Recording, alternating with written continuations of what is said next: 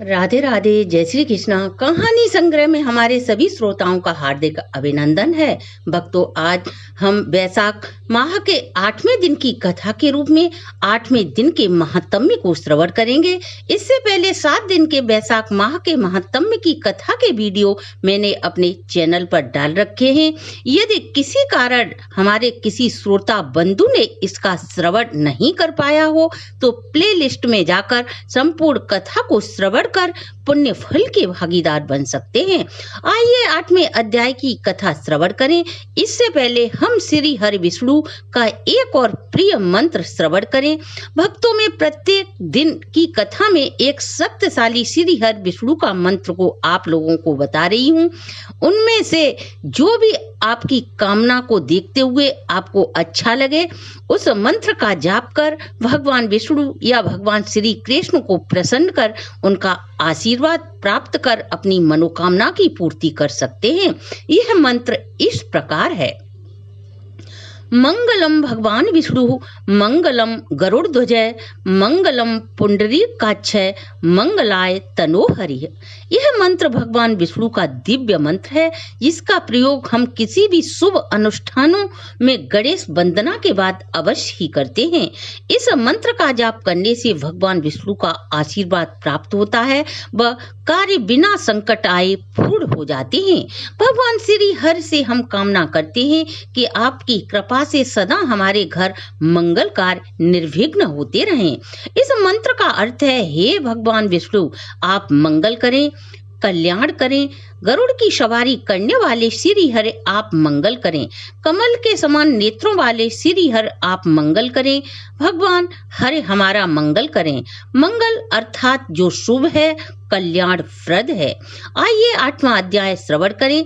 इससे पहले देवर्षि नारद जी राजा अम्बरीश को 7वें दिन की कथा सुनाते हुए कहते हैं, हे राजन, मिथिलापुरी का राजा इस अद्भुत चरित्र को देख कहने लगा, जिसके धर्म के प्रताप से इच्छाकु वंशीय राजा मोक्ष को प्राप्त हो गया, मुझे वह धर्म विस्तार पूर्वक बताने की कृपा करें। तब राजा जलदान, वैशाख माह में अन्न, छतरी, प्याऊ लगाना, छायादार वृक्ष व राहगीरों के विश्राम हेतु स्थान, द्रव्य व अन्य सुगंधित वस्तुओं के दान धर्म के विषय में बताते हैं। अब आगे की कथा में वह सभी धर्म सुनाने के बाद मैथिली नरेश बोले, हे ब्राह्मण देव, वैशाख माह में जल दान न करने के कारण इक्ष्वाकु राजा को 3 जन्म तक चातक बनकर रहना पड़ा और अंत में मेरे महल के द्वार पर छिपकली बनकर यह ठीक ही हुआ, क्योंकि साधु महात्माओं की सेवा न करने से गिद्ध की योनि प्राप्त हुई। परंतु आपने जो यह कहा कि उसे 7 जन्मों तक कुत्ते की योनि में रहना पड़ा, यह बात मेरी समझ में नहीं आ रही। आखिर ऐसा उसने कौन सा पाप किया था, उसे स्वान वन को योनि के कष्ट भोगने पड़े। हे विप्रवर, मैं आपका प्यारा शिशु हूँ, अतः कृपा करके आप मेरे संशय को दूर कीजिए। राजा के विनयपूर्ण प्रश्नों को सुनकर महायशस्वी श्री श्रुतजेव जी महाराज बोले, तुम धन्य हो राजन, तुमने जो पाप रहित धर्म पूछा है, तुम्हारी शंका का समाधान मैं करता हूँ, ध्यान पूर्वक सुनो।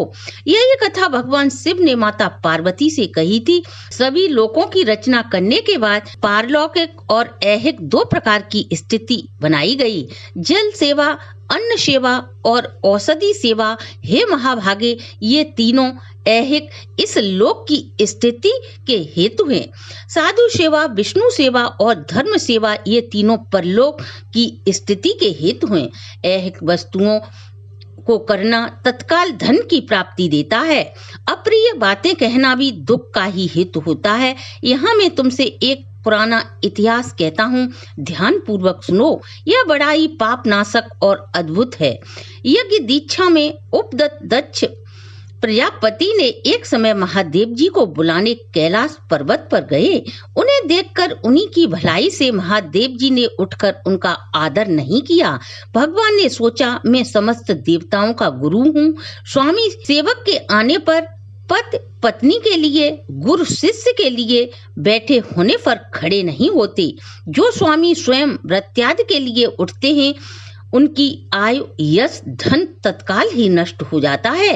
इसलिए मैंने अपना उठना उचित नहीं समझा और यह मेरा प्यारा ससुर ऐसा विचार कर दक्ष प्रजापति की भलाई सोच महादेव जी के द्वारा उठकर आदर न किए जाने के कारण दक्ष प्रजापति को बड़ा ही क्रोध आया और अनेक प्रकार से महादेव की निंदा करने लगे। यह कैसा अहंकारी है जिसके पास धन के रूप में एक बूढ़ा बैल है, गले में मुंडियों की माला धारण करता है, शमशान जिसका घर है, आभूषणों के नाम पर सर्पों को आभूषणों के रूप में धारण करता है, संग में चाहे दिन हो या रात भूत पिशाच प्रेत जैसे दुर्जन की संगत करता है, दुरात्मा। नारद के कहने पर मैंने कन्या सती का विवाह इसके साथ करके बहुत बड़ी गलती की है। इसके साथ ब्याह के मेरी पुत्री तो अब अलग धर्म वाली हो गई। मैं यह बात कभी सहन नहीं कर सकता। मेरी पुत्री से अब मेरा कोई प्रयोजन नहीं, अर्थात मैं अभी अपनी पुत्री से संबंध खत्म करता हूँ। ऐसे विमूढ़ात्मक दक्ष ने सती और शंकर दोनों को निमंत्रण नहीं दिया और कुवचनों को करता हुआ वहां से चला गया। इसके बाद यज्ञ स्थान में जाकर ऋत्विक और मुनियों को साथ ले विधि पूर्वक यज्ञ करने लगा। हे भक्तों, शंकर भगवान के साथ दुर्वचन करने से दक्ष प्रजापति के पुण्य तभी क्षीण हो गए थे। भगवान शिव की निंदा करता हुआ ब्रह्मा तथा विष्णु को छोड़ सिद्ध, चारण, गंधर्व, यक्ष, राक्षस और किन्नर आदि सभी देवता यज्ञ में आए। सती की इच्छा हुई अपने सभी कुटुंबियों से मिलने की तथा पिता द्वारा किए गए यज्ञ उत्सव को देखने की होती है। भक्तों, स्त्रियां स्वभाव से ही चंचल होती हैं। महादेव जी के मना करने पर भी वे अपने पिता के घर जाने की ठान लेती हैं। तब महादेव जी सती को समझाते हुए बोले, हे प्रिय, तुम्हारे पिता यज्ञ सभा में बैठकर मेरी निंदा करते हैं। तुम उसे सहन नहीं कर पाओगी तथा तुम इस अपमान के कारण निश्चय ही अपने प्राण त्याग दोगी। इसलिए हे प्रिय, तुम पिता के घर जाने का विचार त्याग दो। वहां जाने से तुम्हारा कुछ भी कल्याण होने वाला नहीं है।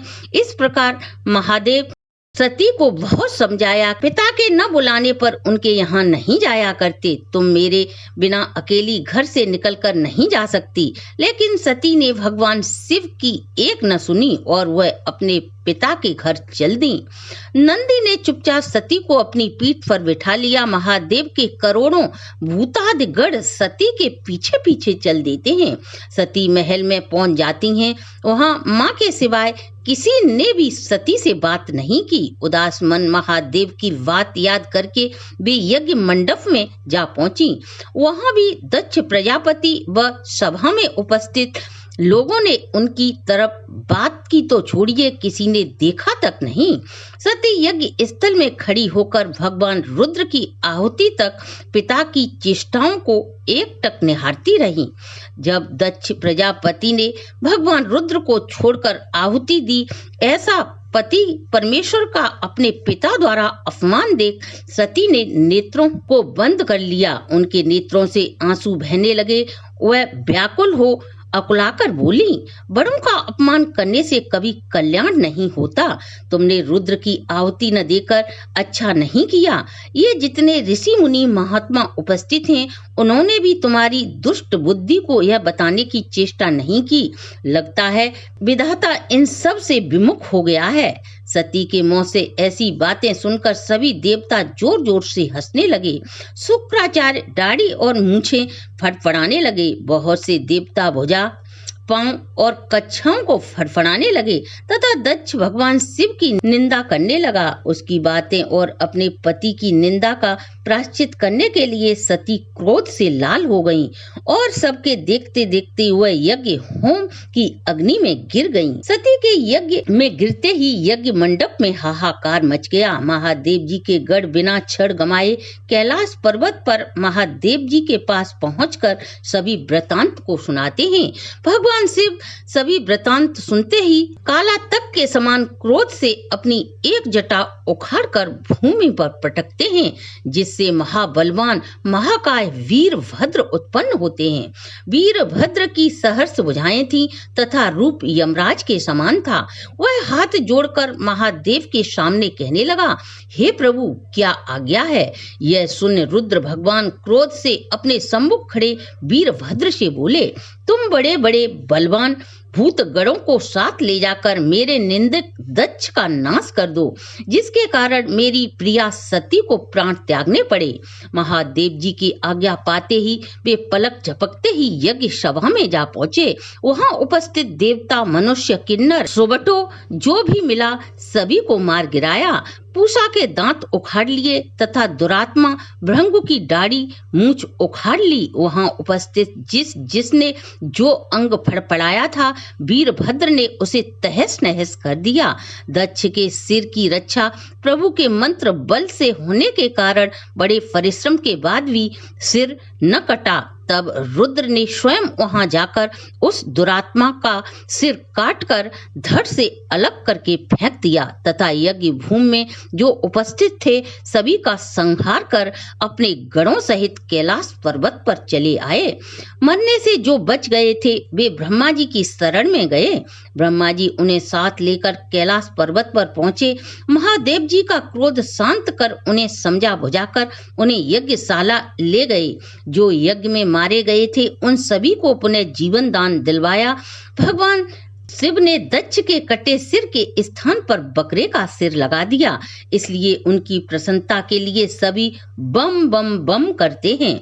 बकरे की दाढ़ी भृंगु जी के मुख पर लगा दी। पूषा के जहां तहां अंग उठाकर लगा दिए। सबके सिर जोड़कर सबका कल्याण किया। दक्ष का यज्ञ पूरा कराकर देवता अपने अपने स्थानों को चले गए।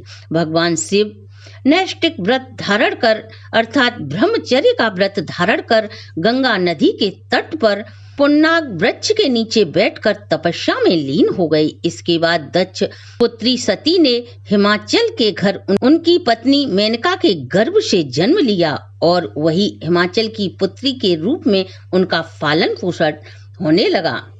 इतने में तारकासुर नाम का राक्षस उत्पन्न हुआ। उसने कठिन तपस्या कर ब्रह्मा जी से वरदान पाया, भगवान रुद्र के पुत्र के सिवाय तेरा कोई वध नहीं कर सकता। ऐसा वरदान पाकर वह वर के मद में चूर हो उसने सभी जगह आतंक फैला रखा था।